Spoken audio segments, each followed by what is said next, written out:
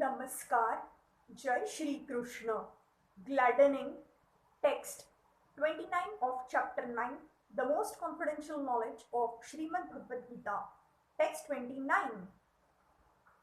Samo ahama sarvabhuteshu name dveshayo asti na priyaha ye bhajanti tu mama bhaktaya maite teshu chapayaham. I envy no one, nor am I partial to anyone. I am equal to all. But whoever renders service unto me in devotion is a friend, is in me, and I am also a friend to him.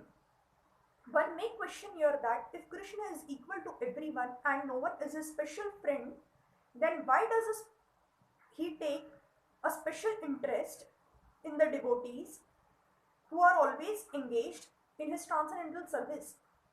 But this is not discrimination, it is natural. Any man in this material world may be very charitably disposed, yet he has a special interest in his own children.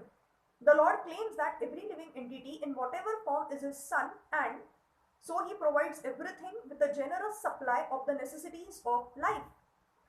He is just like a cloud which pours rain all over, regardless of whether it falls on rock or land or water.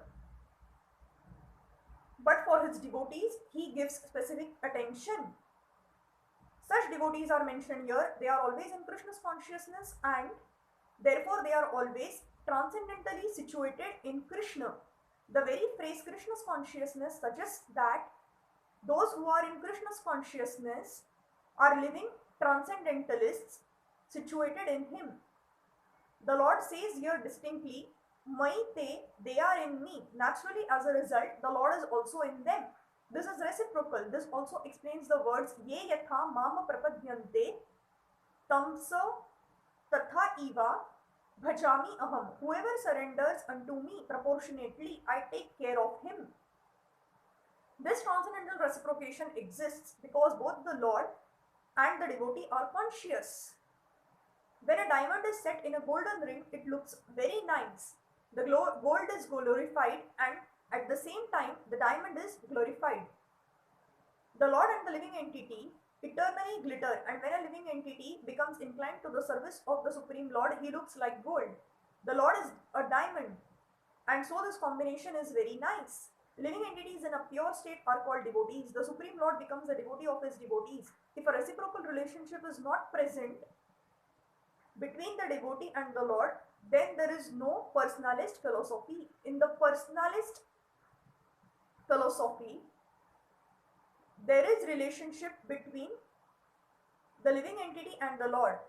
In the impersonal philosophy, there is no reciprocation between the Supreme and the living entity.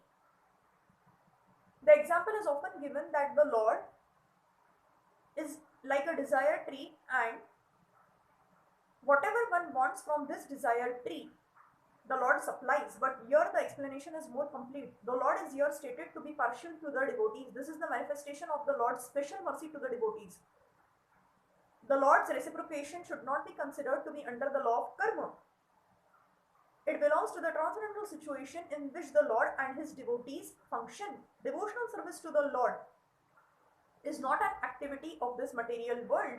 It is part of the spiritual world, where eternity, bliss and knowledge predominate.